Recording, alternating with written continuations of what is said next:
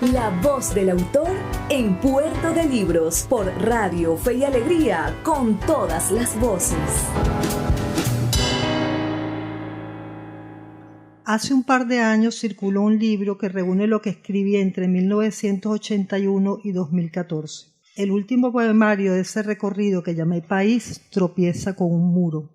Todos los caminos en ese conjunto me habían llevado a la cerrazón. Viendo lo que veía en mi país, quise empaparme de la tentación del poder absoluto. Tuve la oportunidad entonces de viajar a algunos países de la antigua Unión Soviética y en el camino, casi siempre en tren, leí lo que pude: poesía, diarios, testimonios de autores nacidos en aquellos territorios. Templé el arco del miedo y hasta más allá del círculo polar ártico, donde están los restos de la flota del norte, llegué con 21 caballos, los 12 caballos azuzados por Malevich. De esa manera, en el blanco sobre el blanco que roza la locura, cerré una parte de mi historial, porque creo como cernuda que los libros hacen un cuerpo.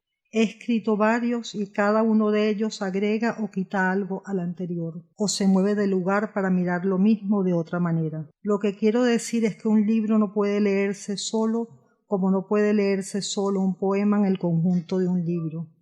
Hay una armazón anímica, psíquica, narrativa y conceptual que lo soporta. ¿Cómo cuajó en mí la idea de la vida como una bella ficción? No lo recuerdo, pero fue liberadora. Y aquí entra la materia del poemario que ustedes generosamente han destacado. Lo que hace el tiempo tiene un hermano mellizo. Para nosotros en Venezuela sería un hermano morocho. Un conjunto titulado precisamente Bellas Ficciones que publicamos en Caracas en el 2016. Yo venía de la guerra cuando empezaron a aparecer niños, personas mayores, tímidos animales domésticos, pidiéndome que les diera lugar. Era la poesía quien hacía el reclamo, es decir, a voluntad y a conciencia de tocar la lira en tiempos de hambre y enfermedad, quise irme por las ramas con mis pequeños. La primitiva emoción del miedo me llevó a guardarme en la canción. Digo bella y digo ficción. Bella porque la luz enaltece lo que toca y ficción porque todo ocurre según lo ordenemos en nuestras cabezas. Además, yo pienso que tiene que haber un grano de levadura, como decir, algo que contenga lo mismo que nos hunde y que sin embargo nos eleve. Cuando se supo en Caracas la noticia de que había obtenido este premio, se armó una algarabía. Y no por mí. Los lectores de poesía en Venezuela, como en muchos países, no son tantos, bueno, vamos a ver eso, sino por algo que había ocurrido en el colectivo y que me permitía verme delante de una poblada caminando de noche con una linterna que arrojaba un hilo de luz bebida como agua. Era una procesión cruzando un desierto. Luego, lógicamente, la furia de los días me dejó en el camino y a otra cosa mariposa.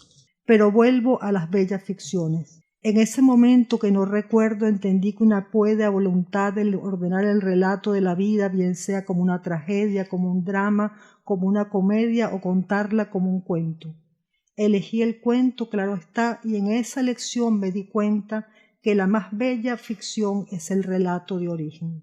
Aunque es uno de mis temas, digo, el relato de origen, tenía entonces que alimentarlo. Y aquí entro en la casa de mis padres ancianos y con ellos recorro el jardín. Estas son cosas que ocurren con la edad. Dejaron de interesarme las búsquedas del lenguaje y otros asuntos literarios y me quedé con el pozo que los años habían dejado en mí, imágenes, lecturas, recuerdos. Ya había escrito y publicado suficientes páginas, así que el riesgo que podía correr con tal desprendimiento era solo mío. Claro, ustedes entenderán que ahora mismo estoy haciendo literatura, pero no importa, sigamos. De todo esto trata lo que hace el tiempo, cuando pone las cosas en su lugar.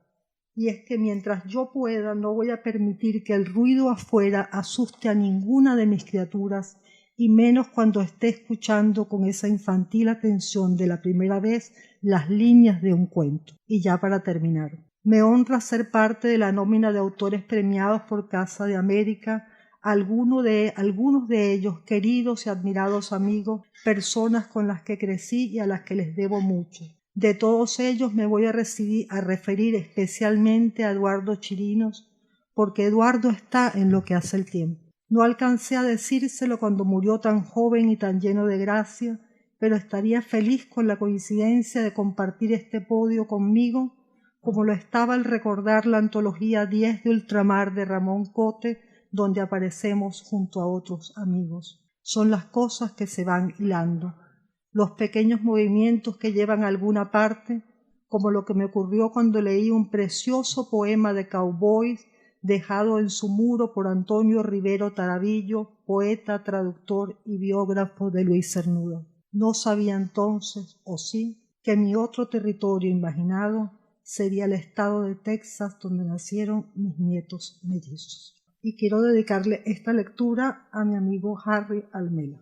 Le dedico la lectura a Harry porque fue un compañero de camino y un lector siempre, me orientó siempre a lo largo del tiempo y murió hace poco tiempo de un infarto en su pueblo donde vivía. Las mitades. Van por dos caminos con sus cuerpos separados las mitades. Van sin verse hasta que una mitad pregunta y la otra, desde su cauce seco, le responde. ¿En qué piensas? Así, como si no fuera con ella, la mitad de un cuerpo que tuvo su cabeza sobre el tronco se vuelve. No te conozco, ni siquiera sé quién eres. Samural. No está la niña al mar entrando con sus risas, ni está el azul, ni está la vista, ni las sombrillas, ni los surfistas, ni los perros en la playa con sus prisas. Están los carroñeros sobre Caracas, secando, secando, secando. Lo que hace el tiempo. Estábamos viendo al final de la tarde, cuando la luz dibuja los contornos, el esplendor de un jardín que se hizo con los años, como, después de tanto, los árboles ya tienen su altura y los grupos parecen naturales, salpicados de florescencias. No un Monet, Matisse, el pintor, sentado ante un erial de cemento y hojas secas en turmero. El tiempo para ti es una boca, para mí es un relato a pulso con mi madre llevado, aunque su final no sea un misterio. Brutal. Una parte nuestra consanguínea es brutal, la que agarra el machete por el mango para cortar las hojas que no dejan ver el tallo trenzado de la palma, la que conoce la hondura necesaria de los surcos para que viaje el agua hasta las zanahorias, la que descubre por el ruido que hace de ratón al perico entre las ramas, la que espanta a los gatos, la que se sienta en el murito a desentrañar el estado del tiempo de acuerdo a cómo se mueven las hojas o si hay nubes, la que porfía en el saber que nunca se discute, jamás, porque sembramos la tierra. Heridas. Ya las partes que hacían un cuerpo se soltaron. No debieron aflojarse las junturas, pero se desprendieron las ramas quebradizas altas. Nelson con un machete descajando la caoba. Ahora, sueltas de sus amarras, hasta ese punto quedaron sin pudor expuestas las heridas. La herida es de una intimidad espantosa. Crecí con la nostalgia de una obra y sus trazos rápidos de oro con engarces que no vi, obsequio del pintor para la fiesta de boda de mis abuelos. ¿Qué hacer para no herir susceptibilidades si nos parece tan rara?, discutían. En el valle no hay ojos que vean tanto, ni nosotros estamos preparados para dar el salto de lo nuevo. Así que la envolvieron en papel de estraza y con los años la pintura desapareció. Deriva. La cabeza perfecta de mi padre cuando le recorto el cabello y veo el empeño de mi madre por ser ella, la belleza de Natalia, Eugenia, tú también con tus cuadernos, los potros, ese andar en el aire que conozco etéreo, la pintura, los sueños. Frágil. La luz que cae sobre algo para exaltar ese algo que recibe la luz y era nada o poca cosa en la sombra, es un poema. Y en segundos deja de ser. Capacidad. Aunque parezcan de vidrio, nuestros poemas no son diáfanos. Tendríamos que nacer de nuevo sin quebrarlos. Cartas que nunca escribí. Querido Fernando Fernández, te recuerdo y te leo encantada. Querido Antonio, no encuentro la manera. Querida María, en la luz encontrada. Querido Eduardo, de Dios el halcón a los poetas. Mensajes. Guárdate en lo que puedas del fragor venezolano. Qué pruebas de valor y a la vez de cordura las que tienen entre manos frente a la demencia del poder. Querida mía, que la noche se desagüe hasta que amanezca. El halcón sabrá esperar porque toda poesía demanda su momento. Testimonio. Entiendo la preocupación que te mantiene vigilante, que te hace dudar de todo lo que ves y aún de lo que no escuchas cuando se dice a gritos. El miedo a terminar junto con los ciudadanos de tu país presa de sus campos oscuros. Yo lo entiendo.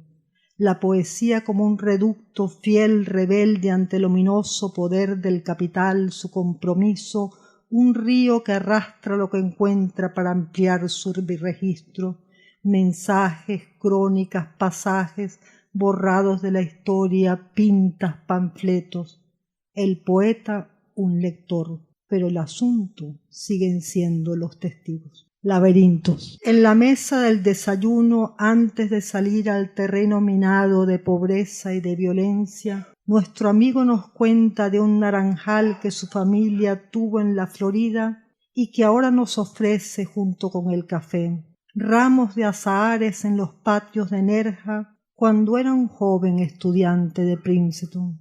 La casa que fuera de sus parientes está en pie, cerrada pero entera, igual que la abuela mexicana hecha de roble. Una casa de madera en el areal urbanizado entre Miami y Tampa. Eran los años 50, nos cuenta, lo que espera de los suyos criar como él lo hizo con esfuerzo una familia honesta. Da clases a estudiantes que no reconoce por su indolencia, seducidos por el chino mandarín, mientras viven encerrados en sus mundos. Presta atención a los silbidos de los aviones fantasmas que no discriminan para asesinar y considera seriamente las amenazas de las guerras que vendrán por el agua.